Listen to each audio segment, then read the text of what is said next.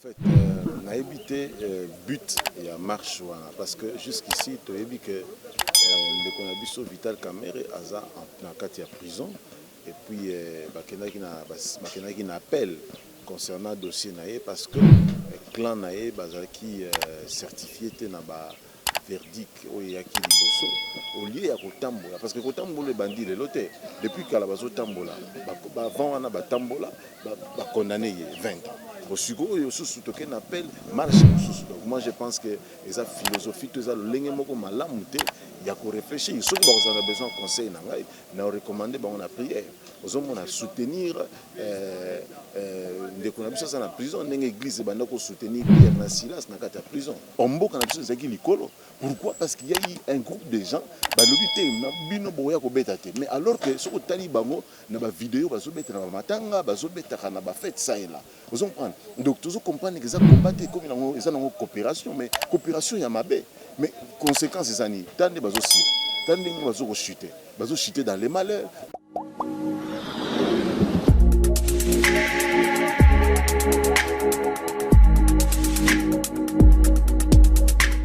N'hésitez pas à liker notre vidéo. Et si vous êtes nouveau sur notre chaîne, n'oubliez pas de vous abonner et d'activer la cloche des notifications. Bonjour aimables téléspectateurs et bienvenue dans votre émission La Vérité des Invités. La Vérité des Invités qui a pour but de recevoir pour vous les artistes, comédiens, musiciens, les hommes politiques, le pasteur, le prophète, les commerçants, etc. etc. La porte est grandement ouverte pour vous tous. Nous surtout à Lingi pour participer à l'émission Nabiso La Vérité des Invités. On est là, appelez-nous, numéro Nabiso Ezawana, au Kolekanayo, sans condition, il y a Makasi. Et aujourd'hui, très chers téléspectateurs, La Vérité des Invités et Yambelibino, un prophète, un homme de Dieu, au nom de prophète Ézéchiel, Oyo en même temps Azali ko soutenir chef de l'État, son Excellence Félix Antoine Tshisekedi, a soutenu Kaye et aujourd'hui ils ont un compte politique nde toro solo la toro beta masolo ya mboka ya RD Congo toro beta masolo ya ville na biso ya Kinshasa toro lobela yango. Soyez vraiment très attentifs. Abonnez-vous massivement à la chaîne Nabino Le Roi Télévision, là où vous ne serez jamais déçus car ensemble avec mon caméraman qui est derrière la caméra. Soko Zolangai invité Nangai à Mokolo Alelo au nom du prophète Ézéchiel. Sans plus tarder, bonjour prophète. Bonjour madame la journaliste. Boni. Oui, ça va par la grâce de Dieu. Makambeza bien. To Zawana. Lelo naza honoré ya koleka na chaîne Nabino, chaîne moko merveilleux. Voilà. Merveilleuse pardon, chaîne oyo ezosala pe bola mo mingi. Alors, voilà pourquoi j'ai disposé de mon temps pour que nous passions dans l'émission afin que le public oyo balandaka chaîne va comprendre la réalité en Mboka, va comprendre il faut étambola en Mboka. Merci. Voilà. Merci beaucoup. Naïb Sekibino déjà comme on a les prophète Ézéchiel, mais prophète Ézéchiel nga na présenté nangayo mais na rolinga mingi yo moko o se présenter correctement comme il se doit na ba téléspectateur na biso ya Le Roi Télévision bazolanda yo. OK, Ézéchiel Mpoyi de Kombo nangai responsable du Centre Miracle Galilée en sigle CMG oyo ezali un peu partout toza na Kinshasa toza na une de province et puis toza na antenne na ba mboka susu libanda. Donc voilà, prophète on a dans le ministère dans Menalingana nous présenter Kombo Nangai comme prophète Yakasima Ézéchiel Mpoyi. Donc prophète de Dieu pour toutes les nations. Voilà. Merci beaucoup prophète Ézéchiel Bisopeto Yambio, vous êtes le bienvenu na Le Roi Télévision. Tobandi na première question na biso o ezali tomona ki parti à UNC. Comment est-ce que ba organiser qui marche na bango pour na ko déclarer acquittement ya mwana mboka Vital Kamere mais marche wana et salamakité tomoni mbala moko ba gaz et betamaki ba panzana qui la police était là vraiment Pona ko pekisa marche wana to éviter prophète nini ko yokoloba parce que vous êtes quand même des gens au boza ko soutenir chef de l'État nini boko yokoloba pona ba téléspectateurs au bazolanda biso. En fait, on a évité but et marche parce que jusqu'ici tu as vu que on a vu sur Vital Kamerhe aza en cas de prison et puis bakena qui n'appelle concernant le dossier naé parce que clan naé bazaki certifié na ba verdict au yaki liboso et puis c'est la quitté mais yango pour eux que ezalaki que Vital azalaki innocent yango bakena qui n'appelle. Mais d'accord, le quoi tous en appel, je crois d'ici les 15 awa, trancher les ce qu'ils doivent faire, c'est d'observer d'abord la justice. Parce que ceux qui appellent, c'est qui va faire confiance dans la justice. Alors, que ça là, chantage, agitation, conseil, au lieu de place, il y a un marché, je leur conseille plutôt dans la prière. Conseil dans la prière et dans l'unité. Ça la conférence de l'unité, en absence, il y a leader. Mais prophète Balobi a Kaïsa la topesa na Kaïsa là quand même. Waneza makambu ya mibeko, waneza makambu ya prière té. Ba on faut balandande processus normal ndingezo. Ils ont trouvé pour eux, ils ont trouvé que non, moi Namboka Vital Kamerhe aza innocent. Mais oui, bah qu'est-ce qu'on appelle? C'est la verdict, il y a le 15 awa, il y a appel. Le 15 juin, oui, le 30 juin. Le 15 juin, c'est-à-dire, on sort final, il y a des Kamerhe. Alors je pense qu'il ne faut pas la précéder dans la agitation. C'est le grand problème pour les Canabiso et Zalina. Le long de mboka na biso soki bakangi mutu ba interpeller mutu ayena ba fanatique na ye so ba bengi mutu na justice boy ayena ba ndeko na ye soki ba bengi mutu moko boy asali mabe par exemple na lika moko boy o ba nati to ba originaire ya mboka na ye ba yebi biso ba ressortissant ya mboka boy to ye boy même quand bien même mutu ba interpeller azana kati ya mabe ozomona c'est dans la attitude de l'olingwana, ce n'est pas avec ces attitudes d'être au Tongambo Canabiso. Donc, comme vraiment comme la blague, bakanga mutu boy, muta détourné mbongo ta mususu ya gratuité enseignement. Bakangi kangi batu boy, oka ba ressortissant mboka boy, biso to lobby boy. Mutu wana faut pas bakangaye, mutu wana faut pas basimbaye.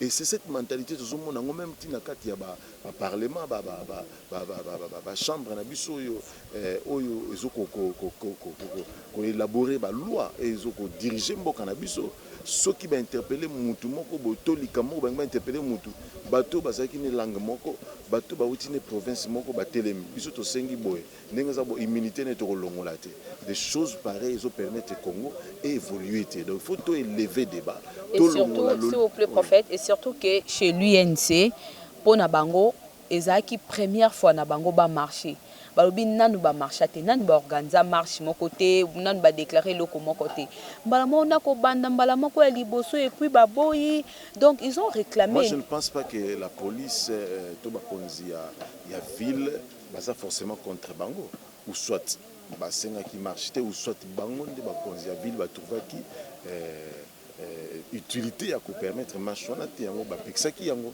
ozomona.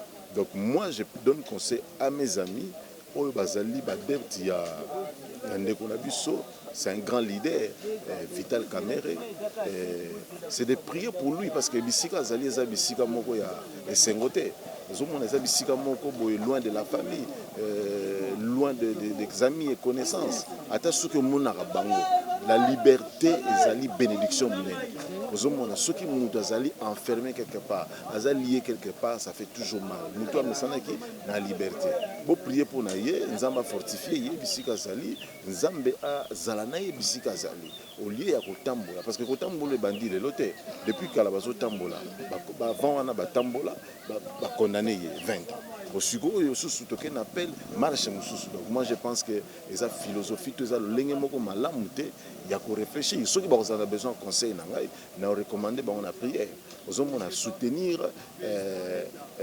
ndeko na biso na prison ndenge église banda ko soutenir Pierre na Silas na kata prison donc ceux qui s'avéraient que ça innocent nzambo azara juste à retrancher ça aussi ma mutema ya bazuzi ba retrancher na faveur na ceux qui aza coupable alors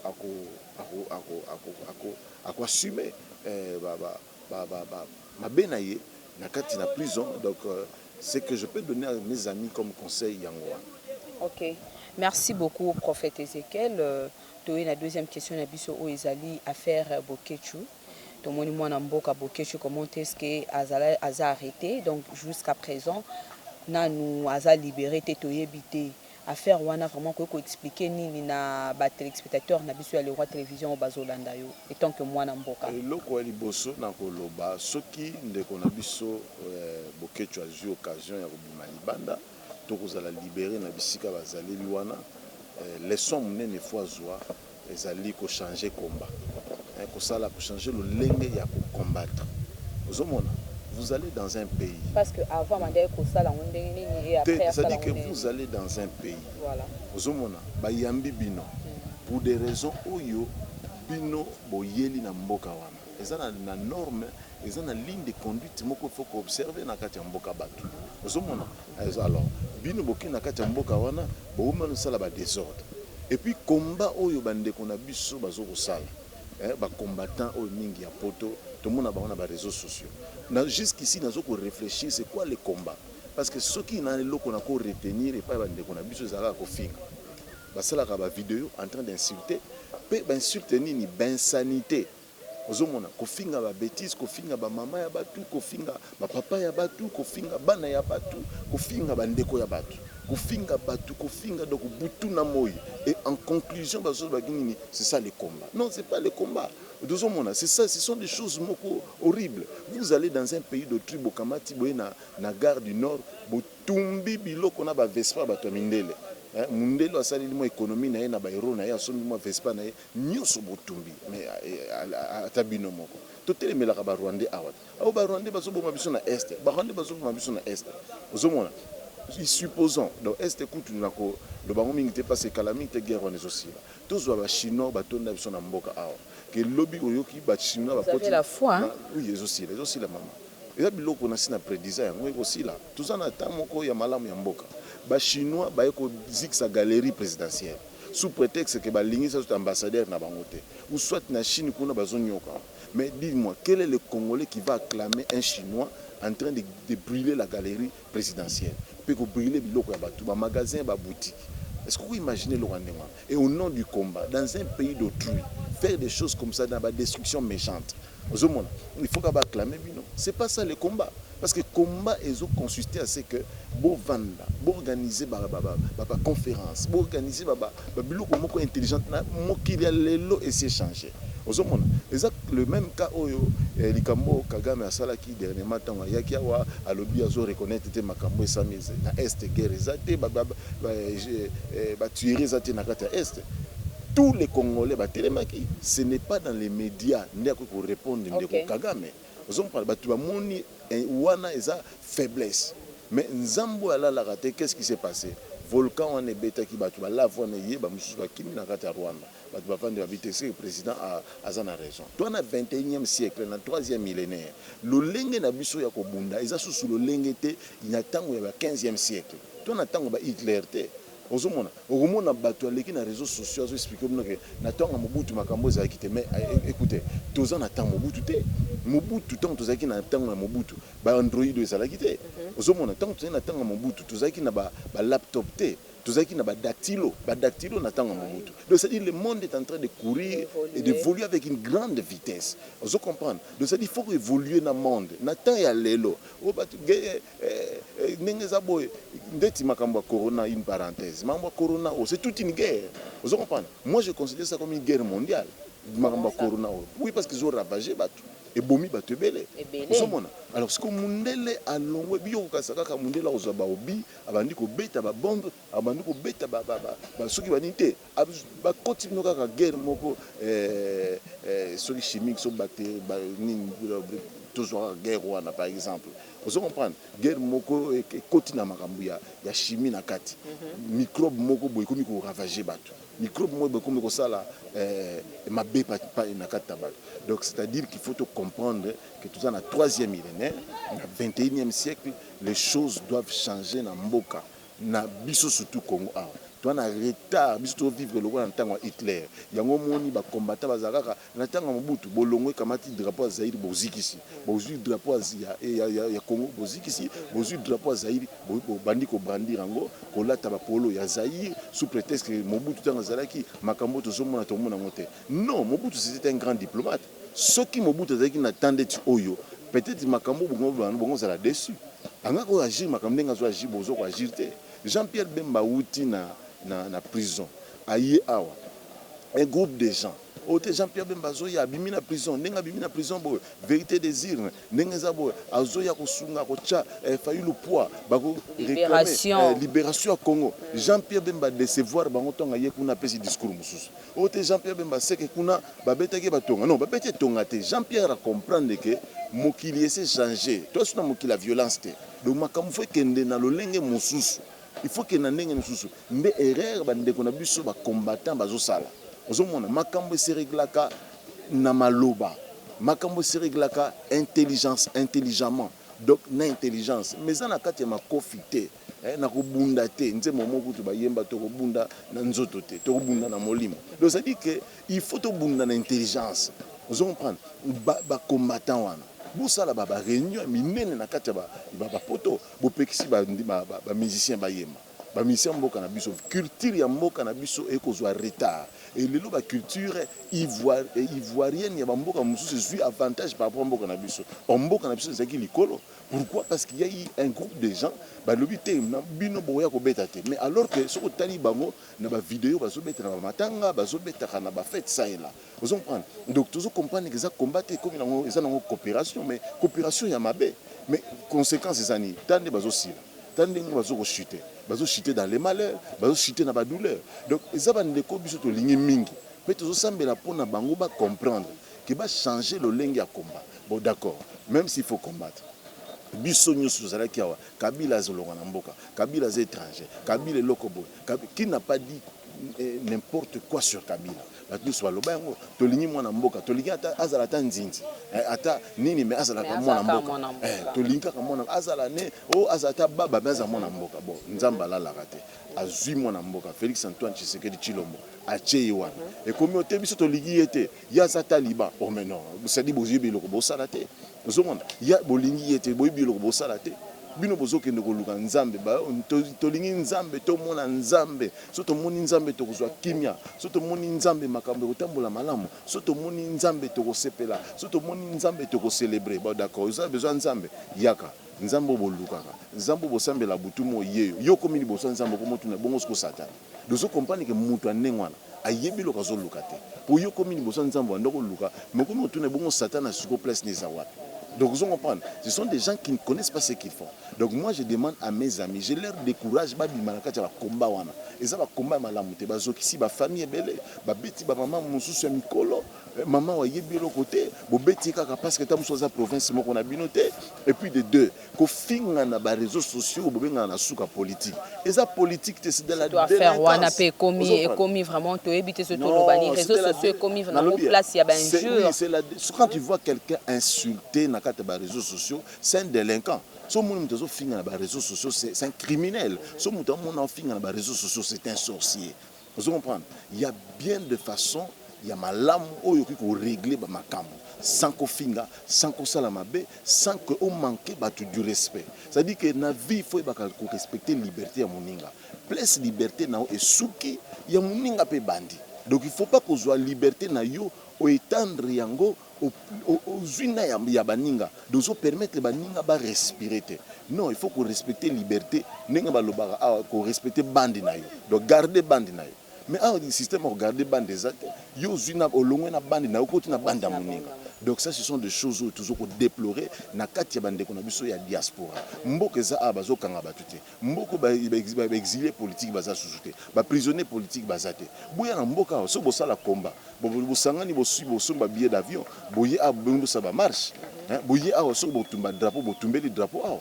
boyi awa soki bozana besoin kozikisa gare gare centrale eza boyi kozikisa bo ozo comprendre ebongo soki na mboka na biso babandi olobi ke soki bazana besoin kotumba baya kozikisa awa na mboka na biso gare centrale ba consort non soko toko évoluer ndenge nini bazana molima kozikisa biloko baya kozikisa gare centrale ozo comprendre. Eza le roi, je peux donner un exemple. Parents nini nanda kuna ya kolinga asombi TV directement azui angwa BBC ango lobi susa sombi TV lobi okuni ni pe kolinga mwana ya voisin ya nanda kuna koti na salon bandi ko buka biloko. Alinga te. Vomi désordre no salango pa na bino. Ozomona, mais yo ki ko buka ngompa ya bato. Bosuko kaka to benga mindele mabe. To benga mindele mitema mabe. Ba yambi bino na mboka wana. Bozulia ba beefsteak. Bokomi na mboka na ba tentire échanger. Beaucoup de gens ont bien, les soins, les hôpitaux, les soins pour la répéter. Mais l'État a en charge. À Salimabé, au Souki Wanate, au Tumbana Biloko Mboka. Est-ce que ça, sous label, sous prétexte que tout le monde est à combat? Ce n'est pas du combat, c'est de la délinquance. Et c'est de la sorcellerie. Donc, Biloko Biso toujours découragé. Donc, Bazonga Nanzela. Alors quand on a vu ça, je crois que s'il y a une personne qui a un clan ou a leçon, ce qui a réellement monté, les aïeux plus à Zawana, a leçon, à comprendre que il fallait pas marcher. Parce qu'aujourd'hui, dans la cellule, Azasuna Baninga va combattre, il dort seul, il dort pas avec ses amis, Azola la yemoko. Donc c'est-à-dire qu'il faut interpeller, il faut réfléchir, vous comprenez. Nous sommes tous la parce que c'est un père de famille. Mon père de famille, moi c'est un bana. Moi j'ai une fille intelligente, une fille qui s'exprime bien. Tout ça me la pona ndeko na biso. Yemo pe bisika zali na cellule wana zali assemble la paix. Assemble la aluka akusa la rencontre personnelle na Nzambe. Abongo la mutema na yebisika zali. Puis à comprendre les combats ezanini. Po onyo so basala ko misa combattre. Combat ezaka na kati ya kofinga te. Combat ezaka na kati ya makofite. Ba combat oyo bazoko benga combat wana, c'est avec le cerveau. Il faut makambo ya malamu. So bazana besoin ba initiative, to compléter bango ba initiative na mail, to expliquer bango tala ndenge ni faut sala combat na bino. Mona ke kozala malamu mingi. Donc pas combattre mais intellectuellement, c'est ça. Ok, chers téléspectateurs, tozo kene to bandiko déjà kokota na suka émission na biso, mais comprenez-nous quand même place tozali pona mboka en tout cas tokobunda ata place nini tokokota yo pe oza wapi oza na besoin participer na la vérité des invités, appelez-nous toroya place union surtout faut comprendre biso il y a des insectes consorts mais lokola tozali bana ya mboka na très fière ya kozala congolaise en tout cas né grandi nde balobaka wana nazaka très fière ya kozala nini tozali na on est sous l'arbre bisika wap insectes ezali ebele en tout cas comprenez-nous soki bomoni moi ba geste moko boye bo comprendre biso prophète Ezekiel nazongeli directement question na biso ya misato ezali à propos ya proposition ya loi ya Noël mwana mboka Noël Tchani oyo wapi alobaki mutu a postulé il faut azala kaka né papa nae congolais maman nae pe congolaise donc mutu oyo azana besoin ya postuler na mboka na biso il faut azala congolais vraiment ya makila d'origine mais tomoni loi wana eboti moi ba makambo belé eboti pe moi division entre ba hommes politiques belé nino ko. Moi je pense que ko bota division té tout congolais faut soutenir loi wana. J'ai eu le temps de suivre Noël Tchani. Namoni atangi comme Moutouté. Namoni atangi comme Moutouté. C'est basé sur loi wana. Elle a ici importance na yango. Et puis maman namboko yo tomona ba spectacle belé. Nakata mboko tokuta chinois obeta mutu na zandu. Abeta congolais na zandu mu congolais ko lobaté sur lobi la police akangi pour lobi la chinois. Indi azofinga moto azofinga congolais lokola nyama na kati ya mboka na yemo eza façon ya ko valoriser le peuple congolais ba bengani l'étranger te oya mboka moko hospitalier c'est-à-dire que ba lobby pour obliger na magistrature suprême il faut zala congolais d'origine des pères et des mères soki olingo zwa ba poste régalienne o nyonso ya mboko ba poste de commandement il faut zala paix congolais mais dites-moi les soumou ezara même la nature ne vous enseigne-t-elle pas. Nakati Mboko, nous savons ce qui s'est passé. Point de besoin pour nous rappeler Bamakambo Belé. Tout le monde a sans ignorer. Même bateau, il y a loi, il y a Noël Chani. Ce n'est pas au nom d'un bien matériel, ce n'est pas au nom, je ne sais pas, d'un sentiment, parce que nous avons une affection mingi envers X to Y, ndé dans le bibo, le quoi dans l'ingaraye, yazalaka boye, loi wana na télémela. Non, un Congolais, ou aza Congolais, il faut soutenir, il faut simba, on va bête la beaucoup.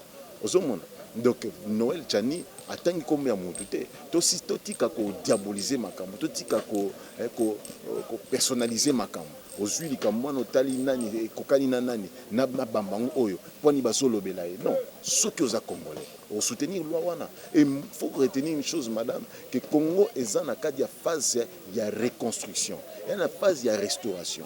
Alors na cadre wana est important ko verrouiller système wana ba poste régalienne ba magistrature suprême eza pona bato yo baroya te na 2023 mais eza pona ba kitani na biso des générations à venir, des générations futures. Ozomona omona mutu so ko biso ke non e bongo Obama azali mutu net abotami na sol américaine. Vous comprenez? Obama il a tout des États-Unis. Son père c'est un américain, maman na yesu kenyan. Vous comprenez? Donc bamboka ebele ba comprendre pona mboka ezala malamu, il faut que na makambu lo lengo yo.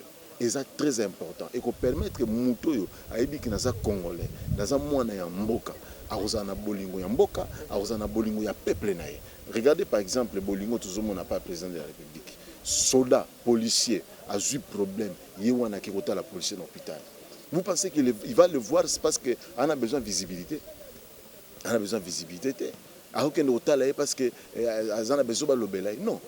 Azotala kezali d'amour. Kezan ndekonanga congolais. Nous devons souffrir n'engwana. Donc ça veut dire que c'est makambo simple à comprendre. C'est makambo simple à comprendre. Andimi ko kata alliance mususu parce que amoni que alliance on est qui na faveur ya peuple congolais. Alors alobinini mais na mboko to kuta alliance belé. Alliance congolais peuple azana il n'est pour rien. Donc alliance peuple a bénéficié de l'autre, mais des alliances qui ont déméré, où il a enrichi le bateau.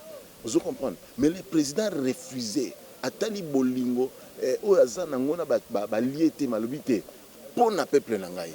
Où il a souffert dans 2004 relations. Pourvu que le peuple a malam. Les autres ont félicité ça malokone. Nengenini, bazosala exploit. Vous comprenez? Depuis Bazawana, tu as senti que mon peuple est bien. Le Premier ministre, Nzamba Pambola, parce que tout ça, c'est la mingi ponaye, qui a se distingué dans le ministre, le Premier ministre, Nyonso Yamboka Nabiso. Donc Nzamba Pambola, Pambola, Premier ministre, il y a EPSP, Tony Mwaba, Pambola Bango, il y a un ministre, tout le monde a pensé que même si fardo Amboka na maboko na Bango. Donc, vous comprenez. Donc, c'est très important de comprendre Makambo. Et c'est très important de landela Makambo. Donc, la loi n'est pas mauvaise, si je comprends bien. Il n'y a pas de péché en cela. Il n'y a pas de péché en cela. Dans autant que le verset biblique, ils ont Deutéronome. Deutéronome combien? 17 combien? Oui, amenez même le téléphone, hein, parce que Tozawa, c'est l'émission, c'est la vérité des invités. En tout cas, il faut éclaircissement et Zalaya Makambounion. Même Bible et catholique, momentalement, prophète Azo Luka, verset biblique, Azo Pesabso, précision. Il y a, voilà. Donc, si je comprends bien, pour notre prophète Ézéchiel, la loi de notre frère Noël Chani n'est pas mauvaise. Donc, il y a bien éthique comme la loi de Noël Chani, même la Bible, est trouvé réponse na recommandation divine na Deutéronome 17 verset 15. Hein? Il dit ceci: tu ne mettras pas sur toi un roi qui soit un étranger. Vous comprenez? Sur ton pays, au roi oyo aza étranger. Mais au kopona muto azali parmi tes frères, ndeye ozoe pour azala wana konza. Deutéronome 17 15 et loba likambo depuis kala. Donc pour un peu tonga mboko, pour un mboko ke malamu makambo yo peuple congolais va soutenir. peuple congolais faut soutenir ça tout à fait normal. Vous comprenez? Soit Bible. Ok, c'est bon, prophète. Je ne sais pas, n'habiter ce qui n'a katio ou bien déjà parce que toujours courir derrière le temps, c'est la télévision. À comprendre, ouais. Madame, et loko yo, il faut comprendre. Ils ont malam, ils ont assassiné mon touté. Ils ont assassiné les infiltrés. Donc en bref. En bref, Congolais n'y a soutenir loi. Les sous-mesades. Merci beaucoup, prophète. To sololi o ezali makambo ya mboka parce que yemokope azali mwana mboka za congolais d'origine, le prophète Ézéchiel. Oui. Mais prophète aussi ici une dernière question. Donc juste totuna à propos ya Bonzambe parce que ozoloba étant que prophète mosali ya Nzambe mwana na Nzambe prophète évolution ya makambo ya Nzambe par rapport ya mboka to ebite zanini conseil nyoko ko pesa ou soit ilendi sinini ko pesa peuple population congolaise peuple congolais étant que mwana na Nzambe oyo azo soutenir chef de l'état son excellence Félix Antoine Tshisekedi lokola mwana na Nzambe na lingi na lobaki photo tcha ba intérêt na biso partisan ba intérêt politique na biso de côté to lingala biso nyonso congolais tolingana to se soutenir totonga mboka oyo ozomona bolingo eleki nyonso pe unité eza bénédiction munene nzamba za nzambo asaka na kata unité eloko na osenga na peuple congolais partout place tozali diaspora tolingana tosungana totika kofingana totika na kosala na mabe kobwaka na ba jeton to utiliser ba réseaux sociaux pour des fins oyo kosala ke mboka eyo etongama to utiliser les réseaux sociaux pour des fins où que tout sangana to lingana to tika tike o yazana ngambo boye o azekolo boye o azaboye ça ce n'est pas important na temps où il faut to sangana to lingana to tonga. Voilà, merci beaucoup prophète. Moi question muke lelo oyo soki nzamba sungio atie loboko ke okomi mutu na kati ya mboka na biso Congo. Est-ce que au comment na parti mon côté au soutenir ka parti mon quelconque est-ce que vous allez sous boyo peut ça conseil na ba parti nyo surtout ou bien au comment na parti mon comme privé parce que le barambi c'est dans la place ma echola ka lelo yo prophète Ézéchiel a commis mokonzi na mboka ya Congo a commis soit député ministre consort au soutenir parti mon kaka te songolo pakala déjà na soutenir lo mo o nazali eleki ko za député naza ministre de Dieu ministre établi na vandia na l'équipe député na l'équipe ministre oya mboka na l'équipe batu belé pourquoi parce que biso ne to komisa ba ndenge ezana mingi baza na ba poste ya minene ba fonction minene na mboko oyo ba koma na ba prière na biso na lisakolo to bisa na munoko na biso donc na ko envier bango te faut envier parce que biso to zo enrichir plusieurs donc eloko na ko lo ba premièrement yango et deuxièmement il faut pas comprendre ngai nazali na parti politique mon côté président na parti politique moté na mboko iko contenir batuloko ya biso mais nous soutenons le chef de l'état vous comprenez parce que à ça la honneur na nzambe na biso aza chef de l'état oyo a cacha foi na été a témoigner au publiquement puis apesa nzambe trône ya mboko donc tous en intérêt nyonso sur soutenir toujours soutenir parce que tout ça parmi bateau tout ça kola que akoma mokonzi na mboka oyo na mboko to loba yango ezana ba réseaux sociaux ebele ozomona ba chaîne YouTube ebele pour ne pas citer les noms donc ba archive ezale c'est que nous voulons dire que yenda zawana toujours soutenir vision na ye nzamba sunga akeni nango liboso. Merci. Merci beaucoup, très chers téléspectateurs. Et nous voici arrivés à la fin de notre très belle émission, La vérité des invités. Juste un petit rappel, Toyambela Kibino, le prophète Ézéchiel, Owapi Azali, Moko Yabana Mboka, Congo, Oyope Wapi Azali, ko soutenir son excellence Félix Antoine Tshisekedi. Donc, Tolobi Makambo Yamboka. To solo liango ndenge bosengaki ndenge pe to sali yango pona bino bozolanda biso soit bozolanda biso nanda ko sape na besoin participer na émission na biso benga biso na ba numéro o ezawana toko yamba yo soit toko ya ti place ozali poto lobela to beta masolo ya mboka to beta masolo onyo surtout oko linga oyo prophète Ézéchiel a lobby ça n'engage que lui eza yende a lobby yango eza lingaité donc je suis vraiment innocente de tout et pour tout. Abonnez-vous massivement na chaîne Nabino à Leroy Télévision. Bisika o wapi bokozwa ba gag ya kitoko ba émission na bino politique, bokozwa ba émission nyonso ba magazine ndenge bolingaka, vous ne serez jamais dessus le prophète. On a oublié le numéro de téléphone. Oui, ceux qui ont besoin du numéro nanga pour des raisons de prière, directives, conseils, plus 243 82 00 56 610. Plus 243 82 00 56 610. Bobengi biso na numéro wana toyamba bino, so vous en avez besoin de conseils, vous en avez besoin de prière, de directives, surtout pour na ba ministre zomona makambo place bandate na place osukisa te. So bobengi biso to kopesa o directive makambo ekemala. OK, pour nangai na ebisi biso, au revoir et à la prochaine.